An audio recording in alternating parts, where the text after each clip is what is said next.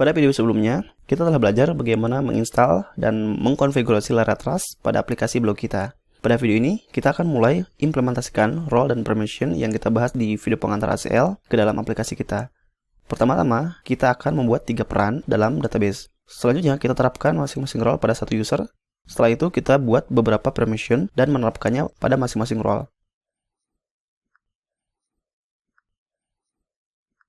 Di dalam terminal ini, mari kita buat seed baru dengan nama role stable seeder. Buka filenya.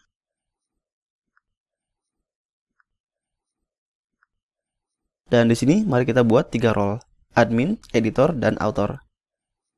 Kita bisa saja membuat role ini menggunakan query builder seperti yang kita lakukan sebelumnya. Tetapi sekarang ini saya akan menggunakan Eloquent. Mari kita buat role admin.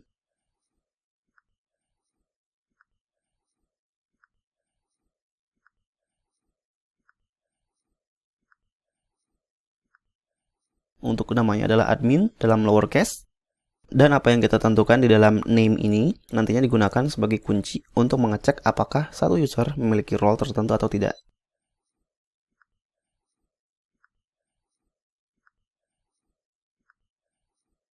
Sedangkan untuk display name sifatnya opsional. Anda bisa mengosongkannya atau bisa diisi dengan nama lengkap.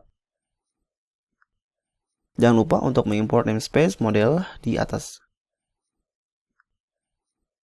Kemudian, mari kita buat role editor, copy kodenya,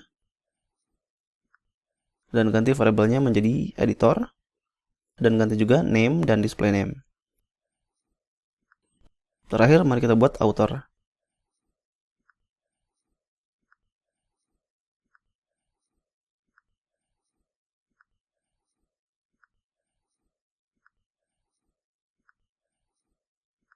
Ganti name dan display name menjadi author.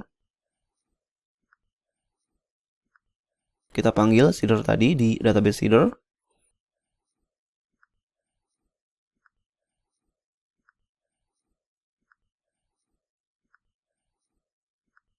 Kemudian jalankan ulang database seed.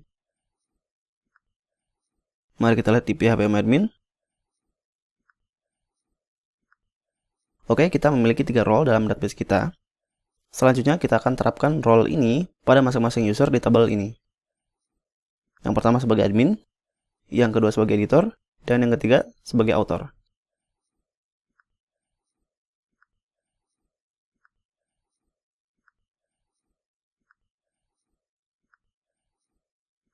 Di sini saya akan mengambil setiap user berdasarkan ID.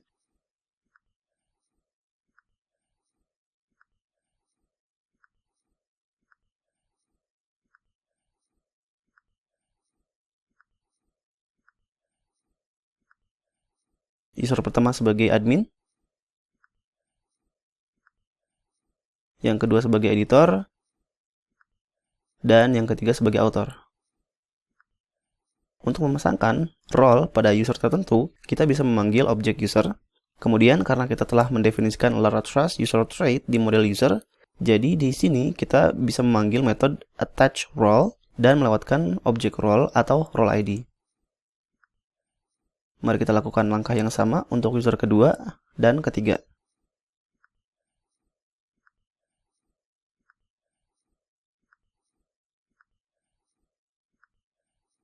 Saya lupa mengganti role ketiga menjadi author.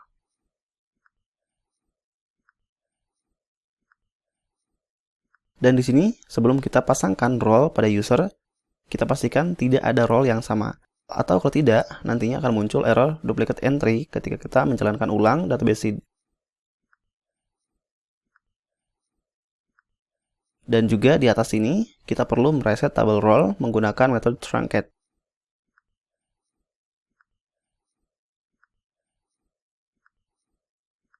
Mari kita jalankan database seed lagi.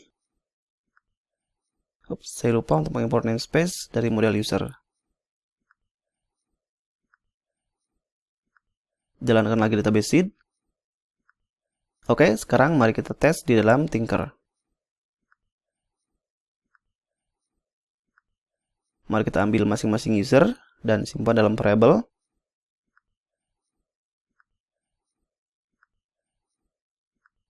Sekarang mari kita tes apakah user 1 memiliki role admin. Benar. Apakah user 1 memiliki role editor? Tidak. Apakah user 1 juga memiliki role author? Apakah user 2 memiliki role author? Tidak. Apakah user 2 memiliki role editor? Apakah user 3 memiliki role editor? Tidak. Apakah user 3 memiliki role author? Ya. Jadi dari eksperimen ini mungkin kita bisa terapkan di dalam backend. Sebagai contoh, jika user yang sedang login memiliki role author, kita sembunyikan link, kategori, dan user. Sebaliknya, jika dia memiliki role admin, semua link akan ditampilkan. Tapi ini bukan seperti yang saya jelaskan di pengantar ACL kan? Kita perlu mengecek jika user memiliki CRUD post, update other post, atau permission lainnya.